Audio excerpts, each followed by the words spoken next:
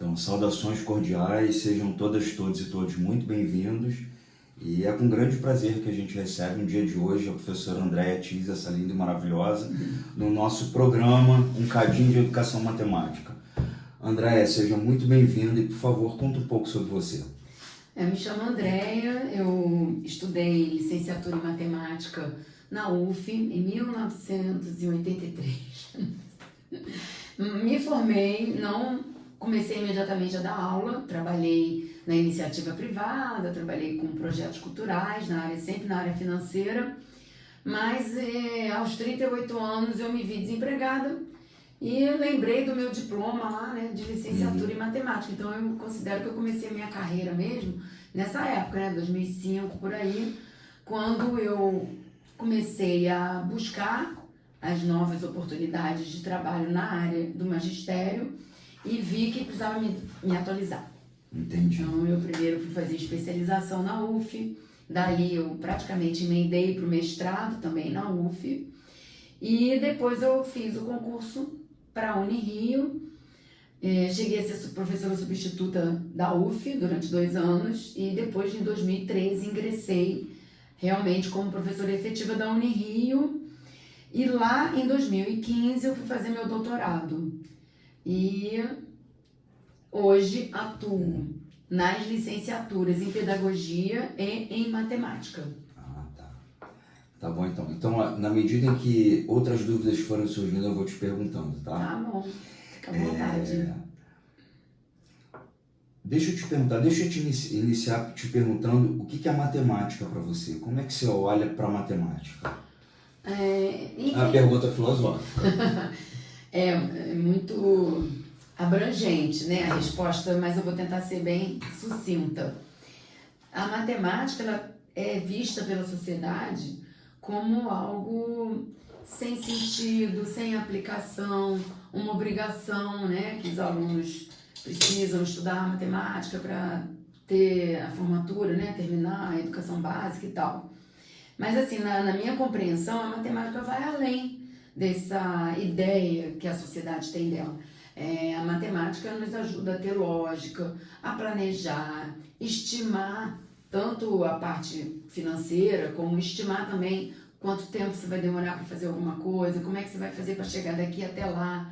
Então, todos esses conceitos que estão um pouco embutidos na nossa vida, mas eles de certa forma são invisíveis, que diferentemente da linguagem de comunicação, a linguagem matemática é mais invisível. Ela está em tudo, desde a hora que seu despertador toca, você está usando ali unidades de medida de tempo, até a hora que você vai dormir.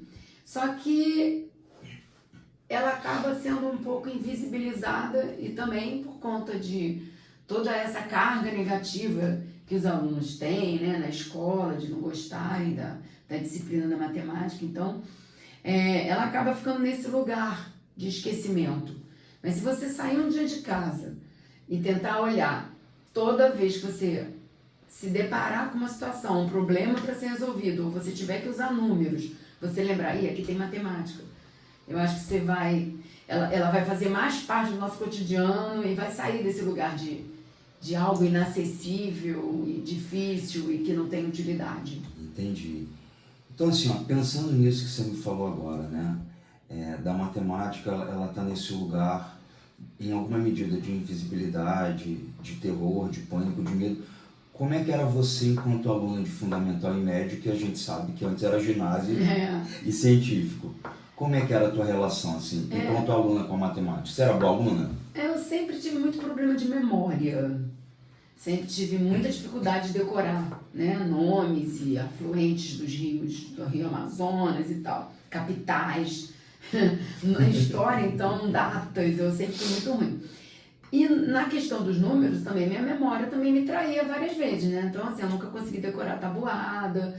Então, eu comecei sempre a usar estratégias de cálculo mental que não precisavam me fazer decorar as coisas. As definições, os teoremas. Então, para eu poder usar o teorema de Pitágoras, eu tinha que entender o que o teorema de Pitágoras significava. E isso acabou me ajudando, porque você compreender o que está por trás de uma fórmula dada faz com que você ressignifique a matemática. Ela passa a ter um outro significado para você, E ela passa a ter uma lógica muito maior, né?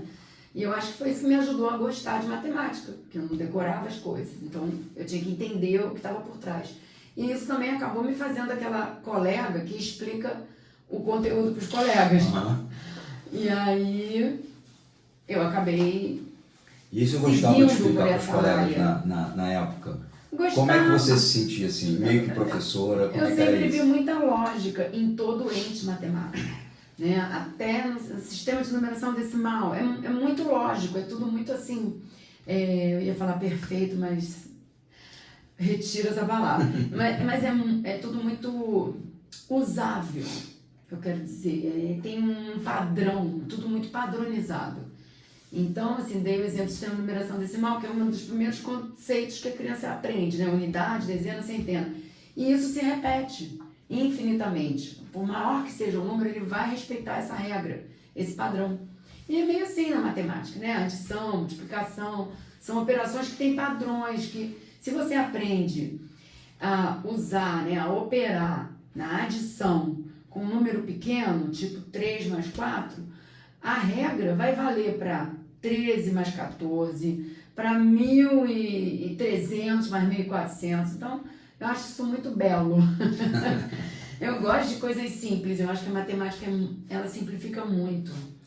Então, ó, eu, por exemplo, nasci num tempo, né, que em alguma medida o estudo no qual eu frequentei, né, no meu primário, o ginásio, que é Fundamental 1 e 2 hoje em dia, era muito na base da decoreba. Isso. E a gente sabe que a partir da década de 80 a gente teve uma reforma, em alguma medida assim, um movimento de reforma do ensino da matemática, que é a educação matemática, né? Como é que você viu essa ruptura? Porque assim, você também vem desse tempo, mesmo que o meu, onde a gente era meio que forçado a decorar as coisas, né? E você está até dizendo essa tua questão da memorização. Em algum momento, quando a gente está um pouco mais adulto, quando a gente está adulto, a gente começa a ver esse movimento de educação matemática pelo Brasil e pelo mundo. Isso, na verdade, vai transformando as nossas práticas. Como é que foi isso para você, assim? Quando você encontrou a educação matemática, o que você pensou assim, isso aqui é minha praia, eu estou gostando disso, como é que foi isso para você? A gente enxergar o mundo por uma ótica não tão linear de que matemática por si resolveria tudo. Como é que foi isso para você? Na época da educação básica, quando eu era aluna, eu não tinha muito essa noção, porque como eu te falei, eu não conseguia saber decorar nada, então eu tinha que usar outras estratégias para ir bem na disciplina. Quando eu já adulta voltei para a área de educação e tive contato na especialização em matemática da UF com a área, né, o campo da educação matemática, eu não sabia que existia, né, uma preocupação em trazer a matemática de forma mais pedagógica, mais didática, respeitando o ritmo do aluno e tal, e as pesquisas todas que existem nesse campo, eu realmente fiquei surpresa, né, de ter tido esse desenvolvimento dessa área. Então, assim, eu entendo que existe uma resistência entre ensino de matemática e educação matemática, né? Um remete mais à forma de ensinar conteúdos de maneira com que sejam mais fáceis de serem aprendidos, mas o objetivo final é o conteúdo, né, no ensino.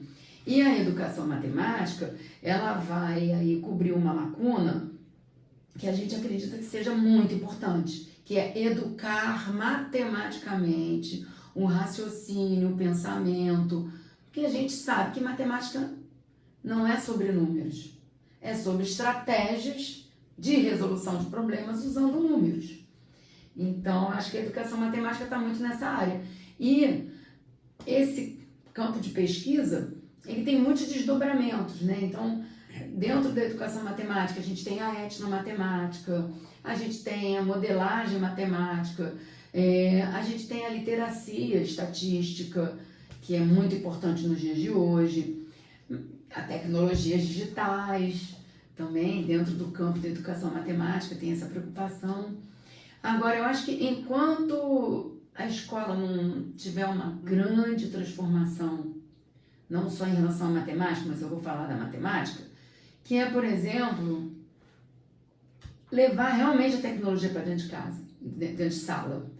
Que é você poder usar um celular para fazer determinados cálculos. É você poder usar um celular para resolver uma expressão. Enquanto isso não for absorvido como uma estratégia, uma ferramenta, como a gente sabe que o lápis e a caneta também são ferramentas que nos ajudam a colocar o que está na nossa cabeça no papel, né, de forma mais rápida, ficar lembrando tudo que a gente não consegue, a gente escreve. E o celular é uma ferramenta também. Então, muito interessante tudo isso que você está dizendo, e aí assim, nessa hora suscitam muitas questões, né? Muita vontade de conversar. Por que você acha que a escola ainda pensa de uma forma mais antiga, descartando o uso da tecnologia, né? Ou entendendo que talvez esse uso não vá favorecer os estudantes? O que está faltando nessa formação, né, do professor de matemática ou do pedagogo que vai dar aula de matemática, que faz com que as pessoas tenham preconceitos com essas tecnologias? Nossa, que pergunta difícil. Dá um podcast só sobre isso. Acho que envolve muitas situações, né? Envolve uma situação política, que é a falta de investimento, envolve a precarização da educação, principalmente nas escolas públicas e algumas poucas escolas privadas, né? Que também a gente sabe que são só um lugar para colocar o aluno e não estão preocupados realmente com a educação, só com lucro. Agora, pensando só na sala de aula, só naquele quadradinho ali onde quem manda é o professor, o próprio professor não tem autonomia, porque ele está debaixo de regras da Secretaria de Educação, ele está debaixo de regras da direção. Os próprios pais acham que celular é só distração, porque os próprios pais, muitas vezes, usam só para distração. Então, existe esse tabu, que na verdade não é bem um tabu, né? Porque é isso que acontece, os celulares são usados basicamente para distrair a nossa atenção. Para entretenimento, né?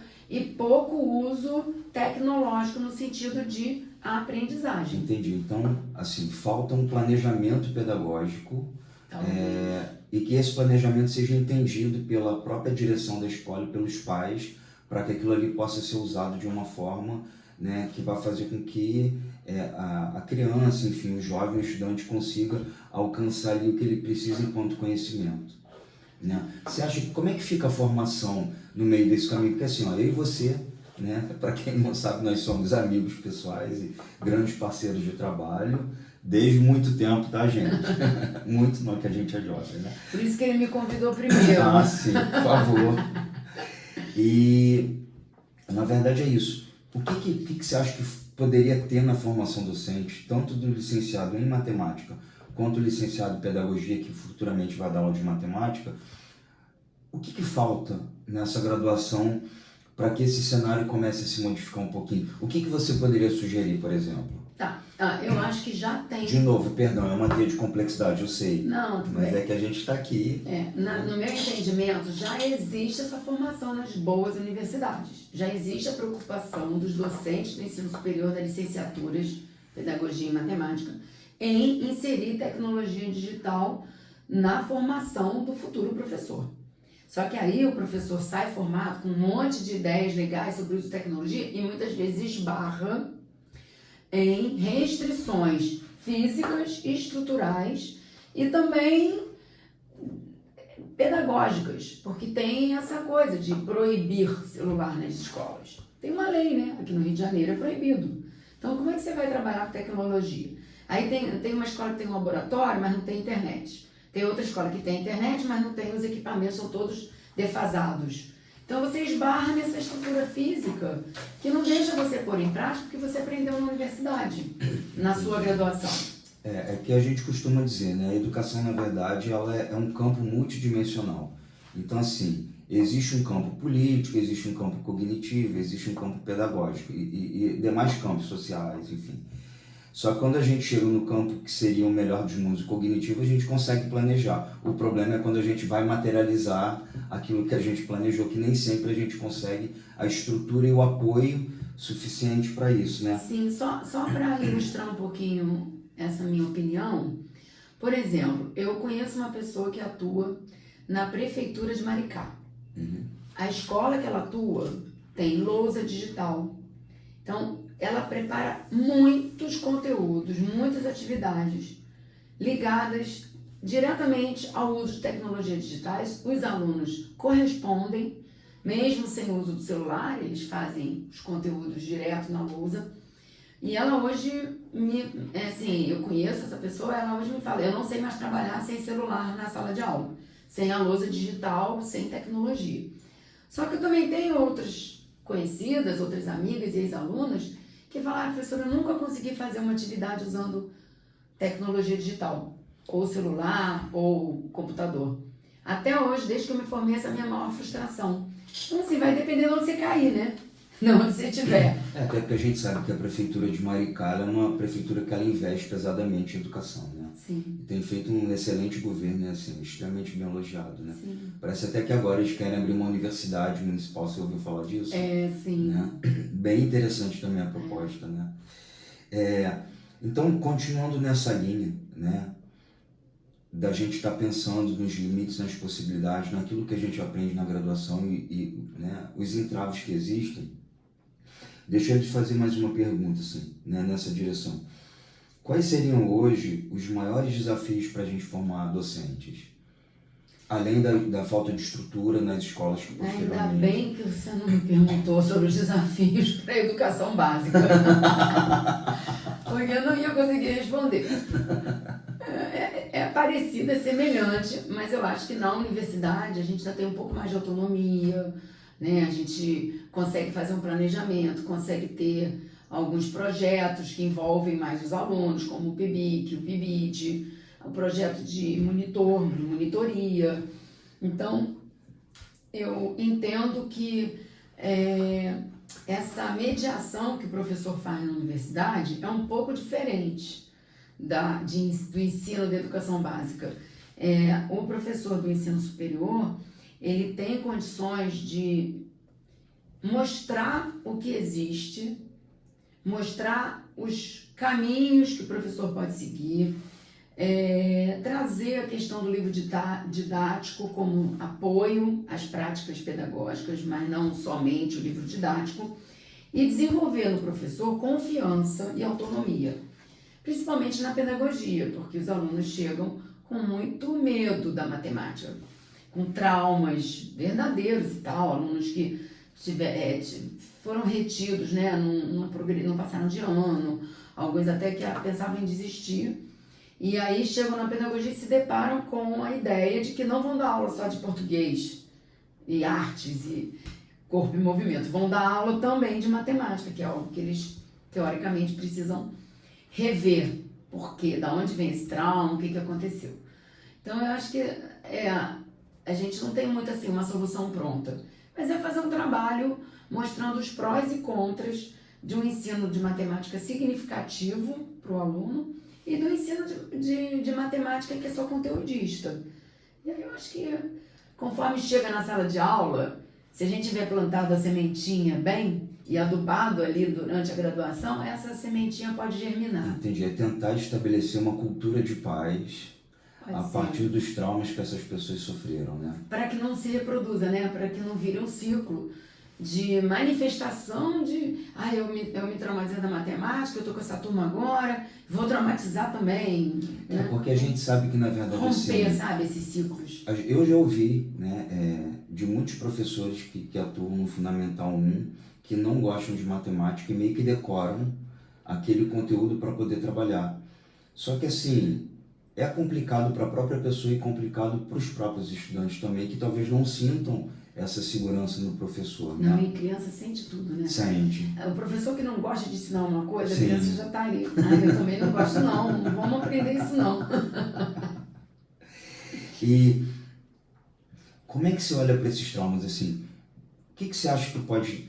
O que a maioria dos nossos estudantes, né, meus e teus, que eles te relatam, que te chamam a atenção sobre essa questão dos traumas e a postura do professor, que é aquela postura mais enérgica, porque a gente sabe que existe um vão na formação de um professor generalista para um professor especialista. E não existe, para mim, como a gente já conversou várias vezes, essa coisa de alguém saber mais do que alguém.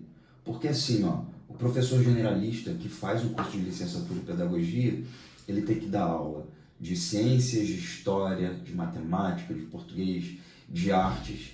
E o cara que tem licenciatura em matemática, ele dá aula de matemática. Claro que o quantum de matemática que uma pessoa sabe é maior do que o outro, porque ele se especializou naquilo. Mas isso não significa que ele tenha mais conhecimento do que o outro. Até porque determinadas habilidades, como trabalho em grupo, né, administração, administrar mesmo, um processo mais interdisciplinar, isso vem de um professor generalista. Mas a gente sabe que existe um vão nessas duas formações, né? De um pedagogo que trabalha muito com a perspectiva da ludicidade, para alguém que vem de um curso de licenciatura em matemática, que teve professores que também vêm de uma formação mais dura, pelo menos a maioria, e aí acaba não tendo tanto uma didática como poderia ter, né? Como é que você olha para isso? Você acha que, assim, além dessa ruptura do sexto para o sétimo ano, do quinto para o sexto ano, né? Porque no quinto ano o estudante, teoricamente, tem um trabalho com o pedagogo, né? Ele muitas das vezes está reunido em grupos, com uma atividade lúdica, né? E de uma hora para outra, passam as férias, ele chega numa sala de aula onde ele é situado em corpos silenciados e cadeiras enfileiradas, né? E com alguém que está cobrando a atenção dele, que está brigando com ele.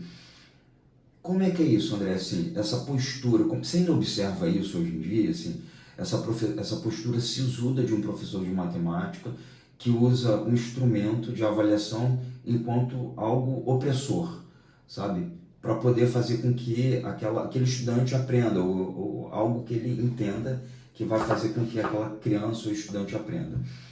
Como é que você olha para essa postura dos nossos colegas? Assim, eu sei que tem professores que ainda estão nesse pedestal, né, de reprovar aluno e tal, mas eu vejo muitas boas práticas também. Eu vejo nas salas de aula professores preocupados e tal. Agora, também não dá para fugir muito das avaliações em larga escala, porque a escola vai depender dessa nota para receber mais dinheiro ou não. Então, eu acho que o professor é o que mais sente essa pressão entre o que ele gostaria de fazer, colocar em prática o que ele aprendeu nas universidades, na área de licenciatura, e atender aos anseios dos pais, que acham que o mais importante é que o livro didático esteja todo preenchido, se falta um capítulo. Das secretarias também, né? Querendo que o diário de classe esteja preenchido. Então, assim, os pais falam, não faltou fazer um capítulo do livro didático. Ele não quer saber se o outro foi melhor trabalhado, tipo, agora na BNCC tem álgebra. Então, de repente, o professor achou importante, né, investir mais tempo no conteúdo de álgebra e diminuir um pouco o conteúdo de geometria. No outro ano, sétimo ano, eles vão recuperar. Mas aí, no fim do ano, por que não ensinou isso pro meu filho? Existe uma culpabilização do professor, né? Fica muito pressionado, né?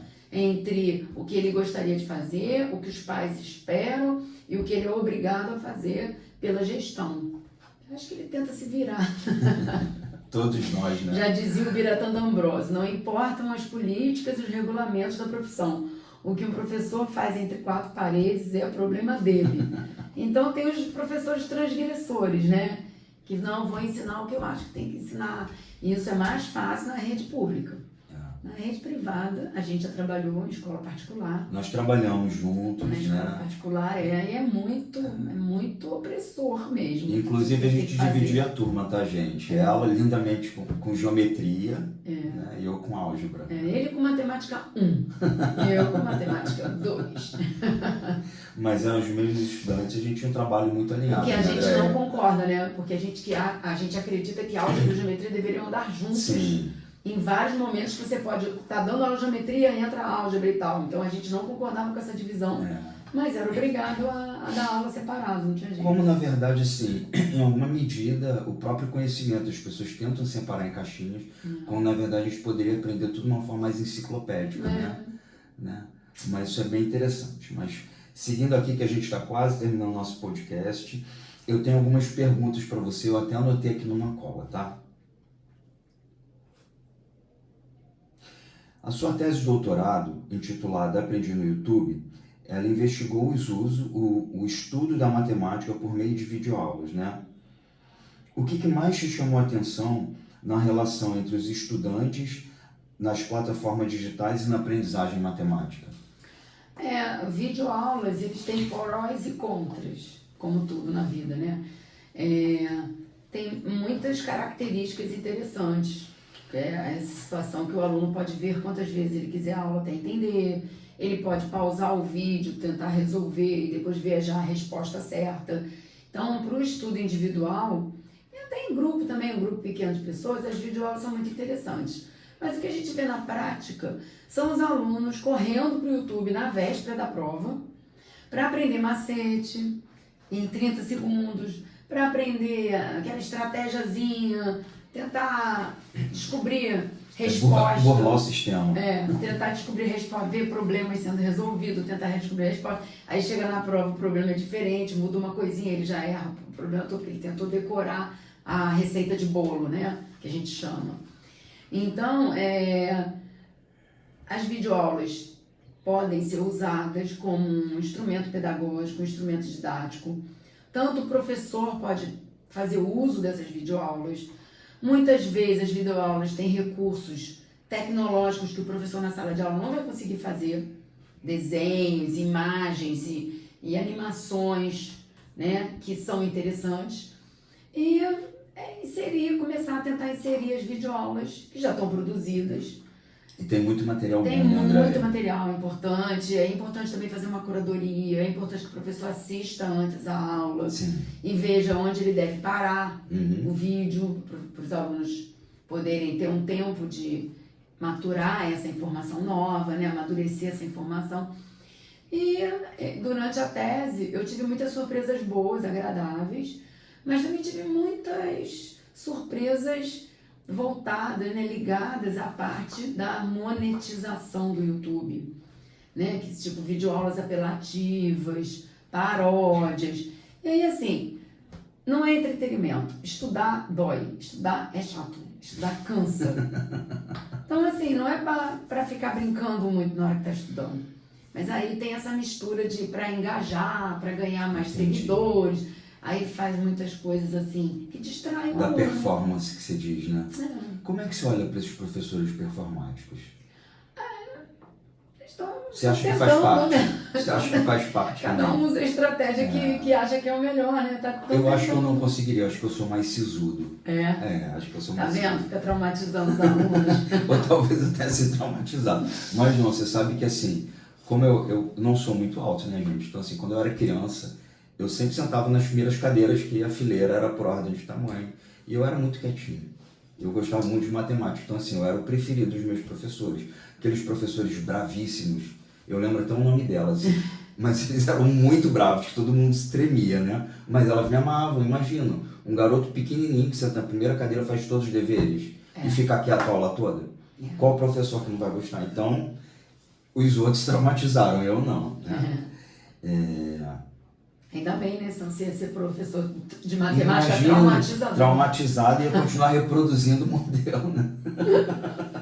Na verdade, a gente tenta estabelecer, né, André, eu e você, essa cultura de paz, fazendo com que a gente consiga realmente atribuir significado, né, à matemática, e acho que a gente segue além disso, fazer com que as pessoas consigam entender a matemática como um instrumento, se bem que eu não gosto nem muito dessa palavra, mas assim, como um instrumento. Ferramenta. É uma ferramenta capaz de fazer com que a gente consiga desenvolver a nossa cidadania numa perspectiva muito crítica, né? Assim, é uma preparação para o mundo, meio que tentando parafrasear aí o Biratan D'Ambrosio, né? Que ele é um deus, assim, né? Para mim, assim, um grande ídolo, alguém por quem eu sempre tive uma grande admiração. Ele trabalhava muito com essa ideia, então algumas ideias eu trago para mim até hoje, falo assim, não, isso aí eu trago, mas eu trouxe dessa pessoa, né? Que é como a gente vai aprendendo ao longo da vida, né? Tá, tem mais só algumas perguntinhas aqui, ó. Não, fica à vontade, tô adorando. Então tá. Você percebe que o YouTube ou outras plataformas digitais vêm modificando o papel tradicional do professor de matemática? E em alguma medida isso impacta a formação docente? Essas plataformas digitais são negócios, né? São empresas e eles visam lucro. como toda empresa. E, então, assim, quanto mais eles tiverem professores dispostos, né, a produzir conteúdo, porque a plataforma digital e as redes sociais são algo muito, muito louco. Se a gente pensar que, na verdade, eles hospedam produtos feitos, produzidos, né, criados, elaborados por pessoas que, ao mesmo tempo, consomem produtos. Então, assim, a plataforma digital mesmo, ela não é nada se não tiver usuário produzindo e elaborando vídeos. Então, ela é um incentivo para a produção de vídeos continuar, essa monetização. Que aí você está ali editando, fazendo vídeo, fazendo roteiro, mas você vai ter um retorno de alguma maneira. Então, eu acho que é um pouco por aí. A gente não tem como voltar atrás. Não tem como desinventar o Instagram, o YouTube, etc. Então, que a gente possa usar, como tem muitos perfis, né, para, de certa forma, divulgar a matemática, divulgar estratégias, fazer uma espécie de propaganda positiva da matemática. E tem muito canal bom, tem muito perfil legal de professores de matemática. Eu tenho acompanhado no Instagram, existem vários vídeos agora que são feitos por IA, né, ali do influencer, voltando no tempo, né, e mostrando todo aquele cenário, falando de como era a vida. Isso funciona muito para a história. E eu fico pensando como é que isso não poderia ser feito para a matemática. Acho que poderia ser uma coisa muito legal também, incentivando a própria questão da história da matemática, a própria questão da cultura matemática, né? Sim. Que nem sempre, que muitas das vezes isso passa despercebido, porque né, o trauma é tão grande que muita gente pula coisas que são da matemática, né? Assim, quando você vê uma publicação que tem algo de matemática, às vezes a pessoa por preconceito nem quer ver. Quando na verdade a gente devia estar instaurando essa outra cultura, né? Quando eu pego os alunos na primeira disciplina de matemática que eles têm contato, eu gosto muito de usar um documentário feito pelo The History Channel chamado A História do Número 1. Na verdade não é a história do número 1, é a história dos números, né? Sim. E como eles serviram. Mas o título é a história do número 1. Tá. Aí super indico. A História do Número 1. E é traduzido e tal, tem legenda e tem também dublado, exatamente. Então, é um vídeo, é um documentário que mostra assim, desde o início, quando que o homem, se não tivesse os números no cotidiano, ele ia empacar. Empacar e não ia sair dali. Não que tivesse um problema em relação a isso, não existe. Inclusive, no meio do documentário aparece um grupo de pessoas que moram na Austrália, ainda até hoje, mantendo as características. E eles não contam, eles não usam números. Eles usam músicas para se locomover. Olha que legal. E eles falam, por exemplo, quantos netos você tem? E aí aparece um senhorzinho falando, eu tenho fulano, ciclano. Ele vai falando o nome dos netos e no final ele fala muitos, mas ele não conta quantos netos ele tem. É possível viver sem matemática? É possível. Mas talvez a vida tivesse alguns desafios, né? Algumas dificuldades para a gente enfrentar. Por exemplo, observar a natureza, saber quando o rio Nilo ia encher e ia alagar as plantações. E quando que você, a partir do momento que você plantou algo, quando você ia poder colher. Então, eu acho que isso tudo foi trazendo a matemática como uma ferramenta, um instrumento para melhorar a vida das pessoas. Tá, nossa, assim, eu adoro essa discussão e você sabe que eu aprendo muito contigo, né? Principalmente que a Andrea trabalhou durante muito tempo e trabalha ainda com etnomatemática, né? Mas como é que é esse teu olhar, Andrea, sobre a matemática colonizadora, assim? Essa matemática que vem da Europa, que vai dizer o que é certo, o que é errado, como é que a gente constrói. Como é que é isso para você, assim? Dentro da tua perspectiva já de trabalho, assim, como é que você faz essa associação com os estudantes da pedagogia, da matemática? Como é que é esse diálogo a partir dessa ideia da colonialidade, da matemática e da etnomatemática? Sim, assim, eu costumo não gastar energia com aquilo que a gente não consegue mudar.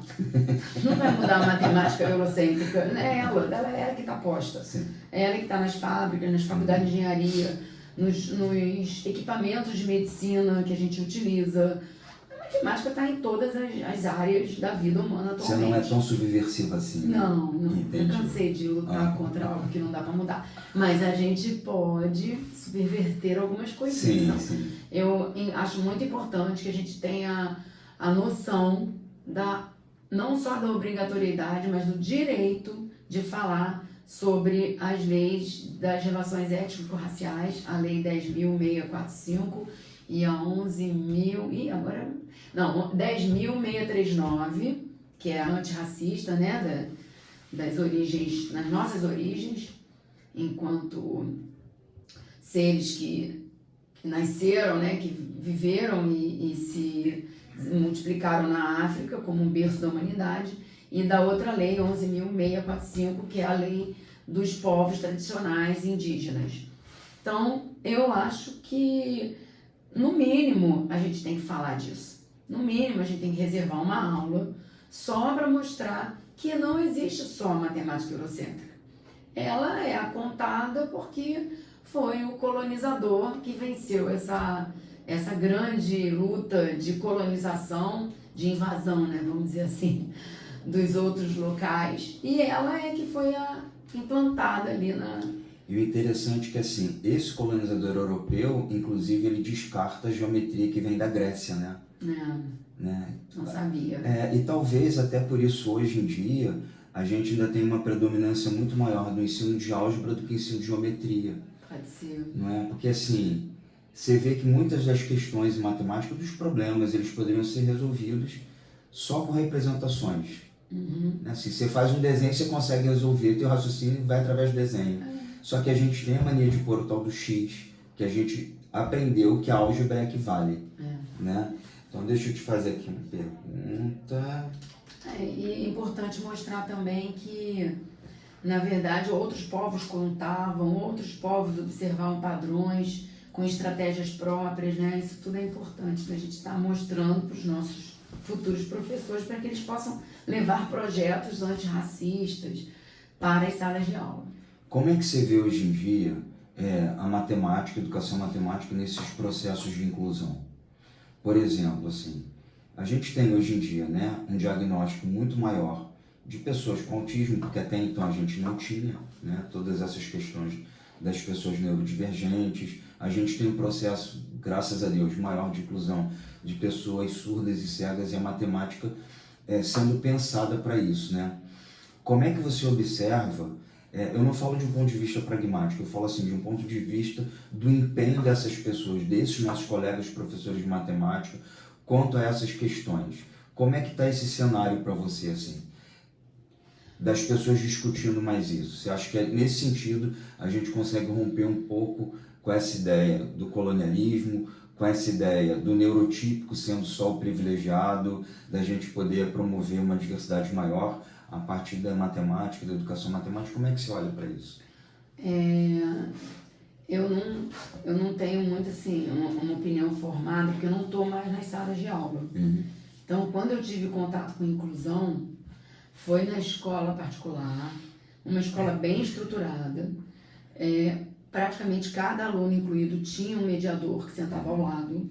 E eu tive boas experiências. Um aluno que eu tive, né, na escola, por exemplo, foi medalhista da UBMEP. Ele tinha síndrome de Asperger. Eu também tive um outro... acho que hoje é classificado como autismo suporte nível 1. Exatamente. Eu tive também alunos com comprometimentos cognitivos visíveis, que tinham mediador, outros não tinham mediador, mas eu tinha um aluno assim por sala, né, e que eu podia dar uma certa atenção para ele. O que eu tenho visto são muitas críticas em relação à lei de inclusão, como ela está sendo aplicada.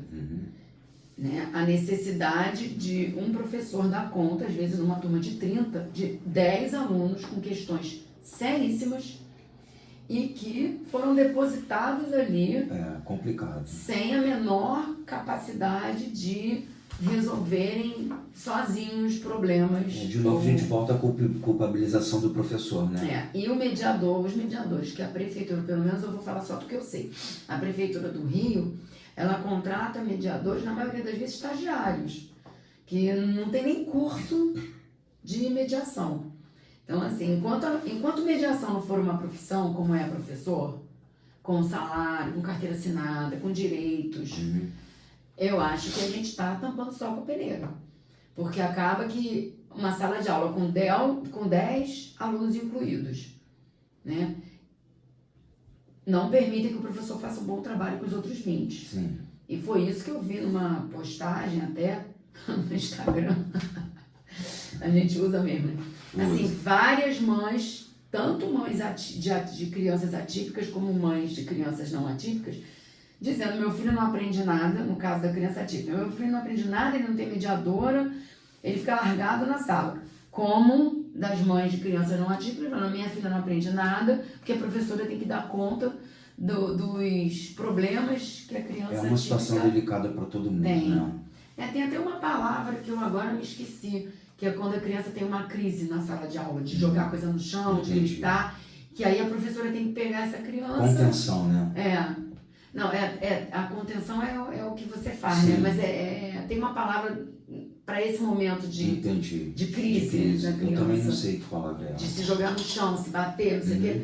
Então, assim, imagina, 30 alunos, um entra em crise. Os outros atípicos, quando vêm, começam também a entrar em crise. E aí você tem 2 mediadores na sala de aula. É complicado. Sabe? Então, eu acho que é tipo da lei que é só para inglês ver. Mas eu fico pensando assim, porque o meu livro preferido de infância era Poliana, que era extremamente otimista, né? E eu fico pensando assim, que no meu tempo de criança, por exemplo, não existiam esses espaços. Embora a inclusão ela não ocorra da forma que deveria ocorrer, pelo menos existe assim, uma lei e uma tentativa. Com certeza. Não, então assim, já melhorou muito, né? Perto do que havia antes. Então, é possível que daqui a 50, 100 anos a coisa funcione, né? Então, eu juro que eu tenho essa esperança de que a gente vai conseguir ver uma sociedade mais equânime. Enquanto eles estavam isolados em turmas especiais ou em escolas especiais, esses problemas não aconteciam. Sim. Né? Esses desafios. Você é a favor dessas escolas especiais? Eu acho que tem... Em alguma medida você é a favor? Eu acho que tem... Prós e contras? Eu não tenho opinião formada, sabe, Tati? Não faz parte da minha realidade, não faz parte do meu universo. Eu tive pouco contato com crianças com determinadas situações cognitivas. Eu até nesse dia que estava lendo isso, de uma mãe falando que ficava mais tranquila quando o filho dela estava numa turma especial, com outras crianças como ele. E que hoje ela vê ele muito inseguro de estar convivendo com crianças que fazem bullying com ele, que não apoiam, que não acolhem. Porque não é só a professora ter essa disposição, né? As crianças têm que ser educadas em casa, elas têm que ir para a escola sem preconceito. Sim. Então, a sociedade é muito preconceituosa, a sociedade baliza as pessoas pelo que eles acham que é normal. Então, assim, você não recebe na escola pessoas para serem educadas ainda, né? Teoricamente, isso seria uma responsabilidade das famílias. Então, você tem que lidar com muitos conflitos. E eu acho que o papel principal da escola, que é ensinar, acaba ficando em segundo plano. Então, mas realmente é melhor, né? Enquanto existir essa diversidade na sala de aula, as próprias crianças podem perceber que existe uma enorme diferença nas pessoas. Então, acho que é válido, mas precisamos caminhar muito em direção a uma qualidade melhor para que essa inclusão realmente aconteça. Sim. Tá, a gente está quase chegando ao fim e eu queria te pedir para você deixar alguma mensagem, né, para os nossos estudantes da pedagogia e para os outros professores que também estão nesse processo de formação continuada, né, que estão aqui assistindo a gente no nosso videocast. Você quer deixar alguma mensagem? Primeiro, agradecer a presença virtual, dar bom dia, boa tarde, boa noite, porque eu não sei quando que as pessoas vão assistir esse podcast, às vezes até de madrugada, então boa madrugada. E dizer que, como a gente falou muito da cultura da paz, eu acho que caminha por aí, sabe? Vou até terminar com uma frase da filosofia que eu sigo. Que é uma frase pequena, curta, mas ela é muito profunda. Que é: vida simples, pensamento elevado. Muito obrigada. Então, Andréia, muito obrigado. A todos vocês, muito obrigado também. A gente segue firme aqui. Nosso projeto, um cadinho de educação matemática, tá? E venham muitos cadinhos. Muitos. Obrigada, Tardes. Obrigado, meu amor. Um beijo.